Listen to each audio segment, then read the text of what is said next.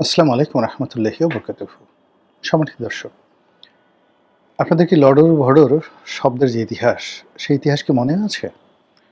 আমাদের নোবেলজয়ী সাবেক তত্ত্বাবধায়ক বা অন্তর্বর্তীকালীন সরকারের প্রধান বিশ্ব মানব ডক্টর মোহাম্মদ ইউনূস যখন রাষ্ট্র ক্ষমতা পেলেন, তার অনুভূতি জিজ্ঞেস করা হলো বা তার প্রতিক্রিয়া সাংবাদিকরা জানতে চাইলেন। তিনি সহাস্য বদনে ভুবন মোহিনী হাসিতে বিশ্ববাসীকে মুগ্ধ করে তিনি বললেন যে, "আসে দেখলাম সব কিছু লডর-ভডর করে ফেলেছে।" তো লডর-ভডর আমরা আসলে এই অঞ্চলের মানুষ, ঢাকা বা ধরেন আমাদের এখানে যারা প্রমিত বাংলা বলেন, তারা এই শব্দটির সঙ্গে পরিচিত নয়। এটি আঞ্চলিক শব্দ, চট্টগ্রাম অঞ্চলে এটি ব্যবহৃত হয় এবং এটি ডক্টর মোহাম্মদ ইউনূসের মাতৃভাষা। লডর-ভডর অর্থ বিশৃঙ্খল, এলোমেলো, একটার সঙ্গে আরেকটা লাগিয়ে দেয়া। আপনি যদি পুরনো ঢাকাতে যান, যেয়ে দেখবেন যে সেখানে যে ইলেকট্রিক লাইনগুলো যেভাবে রাস্তার উপরে আছে কিংবা রাস্তার দুই পাশে যেভাবে মানে সবকিছু এলোমেলো হয়ে পড়ে আছে, এটাকে চট্টগ্রামের লোকজন আঞ্চলিক ভাষায় বলা হয় লডর-ভডর। তো সেই দিক থেকে ডক্টর মোহাম্মদ ইউনূস রাষ্ট্র ক্ষমতা লাভ করার পর তিনি যেভাবে ব্রিফড হয়েছিলেন, অর্থাৎ তাকে যেভাবে জানানো হয়েছিল, সেটা ডিজিএফআইয়ের পক্ষ থেকে হতে পারে, এনএসআইয়ের পক্ষ থেকে, তার রাজনৈতিক কানেকশন, মার্কিন যুক্তরাষ্ট্রের গোয়েন্দা সংস্থা, সব মিলিয়ে তার সামনে এসেছিল এক গাদা সমস্যা। অর্থনৈতিক সমস্যা, আমলাতান্ত্রিক সমস্যা, বৈদেশিক ঋণ, সব মিলিয়ে তিনি মুহূর্তের মধ্যে হোঁচট খেয়েছেন। সারা জীবন তিনি পোলাও খাওয়া মজনু।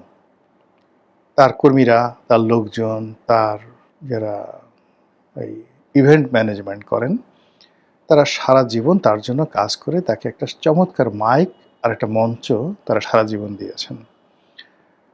তিনি মঞ্চে গিয়ে কথা বলেছেন আর চেকে সিগনেচার করেছেন আর ব্যাংক ভরে টাকা দিয়ে গেছে বিভিন্ন লোকজন। জীবনের এই পর্যায়ে তাকে খুব বেশি পরিশ্রম করতে হয়নি, শুধু কৌশল করতে হয়েছে, বুদ্ধি করতে হয়েছে, চালাকি করতে হয়েছে। কিন্তু রাষ্ট্র পরিচালনাটা যে গ্রামীণ ব্যাংক চালানো নয়, রাষ্ট্র পরিচালনাটা নোবেল পুরস্কার পাওয়া নয়। রাষ্ট্র চালানো এখানে ড্যানন কিংবা ধরুন অলিম্পিকের মশাল পরিচালনা করা, ড্যানন কোম্পানি বাংলাদেশে আনা, গ্রামীণ ফোন চালানো, এইগুলোর মতো নয়।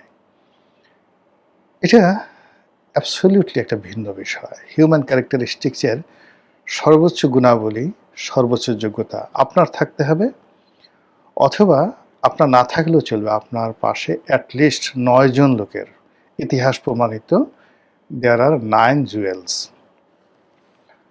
আপনার পাশে যদি 9 জন সর্ব বিষয়ে বিশেষজ্ঞ, চরিত্রবান, যোগ্যতা সম্পন্ন, শিক্ষিত, মার্জিত, বীর, এরকম 9 জন লোক যদি থাকেন, তাহলে আপনি খুব কম জ্ঞানী হলেও, ফাঁকিবাজ হলেও, এমনকি ঘুমিয়ে থাকলেও আপনি চমৎকার একটি রাষ্ট্র ব্যবস্থা চালাতে পারেন।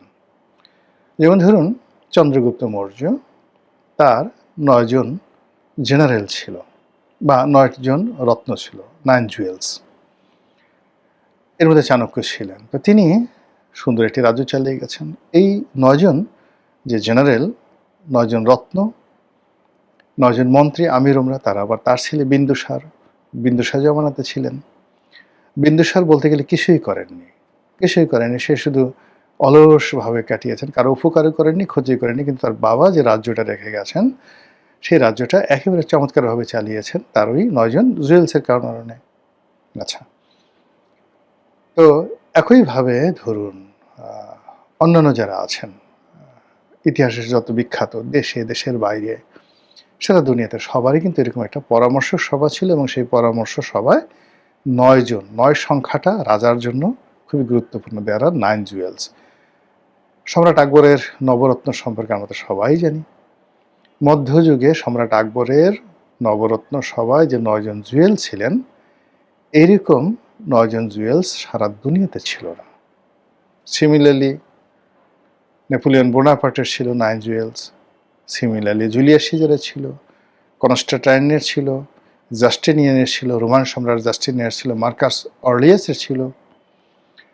তো এই যে ধরেন এই যে বিখ্যাত বিখ্যাত লোকদেরকে, ইভেন আলেকজান্ডার, তারও কিন্তু 9 জন জুয়েল ছিল এবং সেই জুয়েলের প্রধান ছিলেন প্লেটো।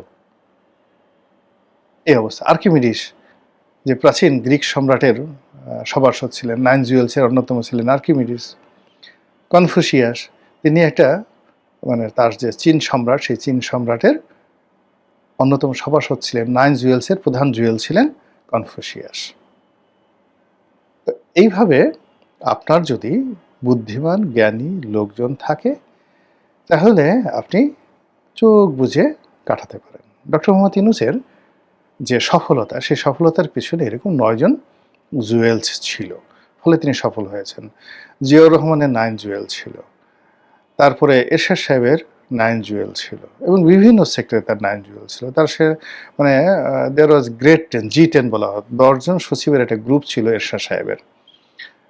এর মধ্যে পলিটিক্যাল সেক্টরে তার এরকম 9 জুয়েল ছিল। তাদের পরামর্শে এরশাদ সাহেবের অত লেখাপড়া, অত জ্ঞান গরিমা, এত কিছু ছিল না, শুধু একটা ভালো যাকে বলে এরকম একটা সঙ্গ থাকার কারণে সে 9টা বছর দেশকে উপহার দিয়ে গেছে। শেখ হাসিনার এরকম 9 জুয়েল ছিল। সে যত কিছু করুক না কেন, তার একটা এরকম জ্ঞানী গুণী এরকম 9 জন লোকের একটা বিরাট পরিষদ ছিল, ফলে সে 17 বছরে দেশটা চালিয়ে গেছেন।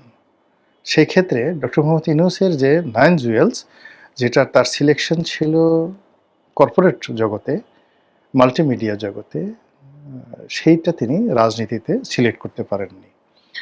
তার জুয়েলসের মধ্যে যাদেরকে আমরা দেখেছি, আলী রিয়াজ সাহেব, তার জুয়েলসের মধ্যে আমরা দেখেছি আসিফ নজরুল সাহেব, তার জুয়েলসের মধ্যে আমরা দেখেছি শফিক সাহেব, যিনি তথ্য উপদেষ্টা, তার জুয়েলসের মধ্যে দেখেছি মাহফুজ বা নাহিদ, ওনাদেরকে দেখেছি। তো বোঝার চেষ্টা করেন, ফলে তিনি ফেল করেছেন। এখন জনাব তারেক রহমান সাহেবের 9 জুয়েলস কারা কারা আছেন যদি দেখেন, সবচেয়ে এই মুহূর্তে তার পক্ষে যারা খুব সরব, একের প্রান্তিক থেকে শুরু করেন। 1 নম্বর হলো আমজনতা দলের জনাব তারেক রহমান, সবাই যাকে আমতারেক হিসেবে জানেন। 1 নম্বরে তাকে সবচেয়ে প্রমোট করেন। 2 নম্বরে যে তুমি ধরেন আমতারেক সাহেবের পরে, সেটা হলো রাশেদ খান, যাকে তিনি সচিব পদে নিয়োগ দান করেছেন। রাশেদ খানের পরে যদি আপনি ধরেন, তার পক্ষে কথা বলেন, সবচেয়ে বেশি কথা বলেন নুরুল হক নুরু, গণ অধিকার পরিষদ, এটা হলো 3 নম্বর জুয়েল। 4 নম্বর জুয়েল আছেন আন্দালিব রহমান পার্থ।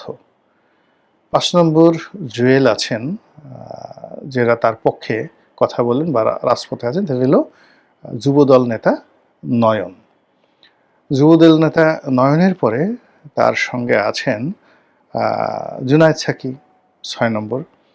তো জুনায়েদ সাকির পরে সরকারের যে গুরুত্বপূর্ণ ব্যক্তি আপনি যদি ধরেন, সেটা হলো যে ওনার একেবারে খুব কাছাকাছি ওনার ডেপুটি বা প্রেস সেক্রেটারি আছেন, সবসময় ওনার সাথে থাকেন, এরকম তাকে ধরে নেওয়া হয় তিনি 9 জুয়েলসের মধ্যে একজন।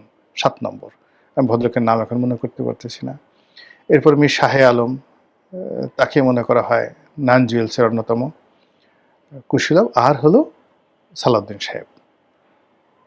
তো এই যে 9 জন ব্যক্তি আমি বললাম, এই 9 জন ব্যক্তি দেখবেন যে জলে, স্থলে, অন্তরিক্ষে যারা সবসময় তারেক রহমান সাহেবের রিপ্রেজেন্ট করেন, তার পক্ষে কথা বলেন, ন্যারেটিভ তৈরি করার চেষ্টা করেন এবং প্রতিপক্ষর বিরুদ্ধে যুদ্ধ, লড়াই, সংগ্রাম করতে সাহায্য করেন।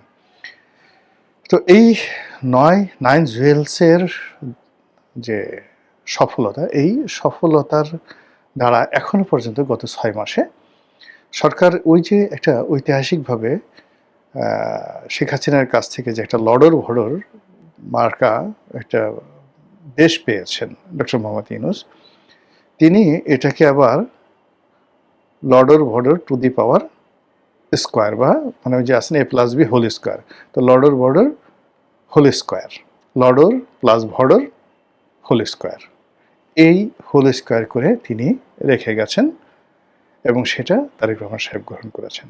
এখন তিনি এবং তার এই যে 9 জুয়েলস, তারা গত 6 মাসে এই লর্ডর প্লাস ভর্ডর হোল স্কোয়ার এটাকে কিউব করেছেন নাকি এটাকে রুট ওভার করেছেন, এটাকে কি কিউবের পরিবর্তে আরও বেশি করেছেন, এটা আপনারা সিদ্ধান্ত নেন। কিন্তু আমরা যেটা দেখতে পাচ্ছি সেটা হলো